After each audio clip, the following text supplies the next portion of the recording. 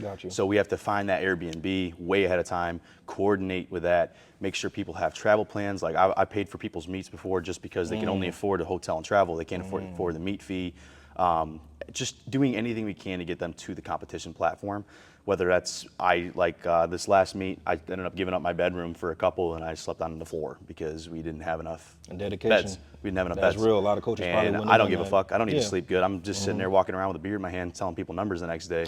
And they got to compete so they can have the bed. You know what I mean? So realistically, it's just trying to, financial is the biggest step. And then two, trying to make sure that everybody can do it in a timely manner. AKA, like we can't, in powerlifting, you can't fly out Thursday night for weigh-ins Friday morning, then compete Saturday. That's a lot of cortisol and stress, especially if you're a bad traveler, right? Like a lot of people suck at airports. And if you do, then your stress level is going to be super high and you're going to do really bad on your competition day. So trying to make sure people can fly out 2 days early if they can, or drive out 2 days early, spend a day just relaxing, especially as you get higher and higher to a higher level. Most of these people at national levels and higher, they're spending like the first 3 or 4 days before they compete at a place. Got you. But So allow me to ask this.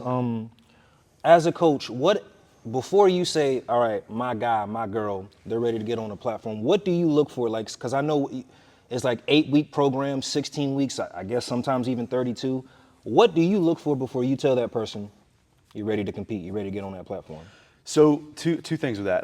One, obviously on my side of the end, coaching, right? So if everyone's followed the programming set to a T, then I'm looking for specific signs knowing you did. I can tell, most coaches, if they're good, can tell in that last 3 to 4 weeks if you've divvied off program or not going into the peak, right?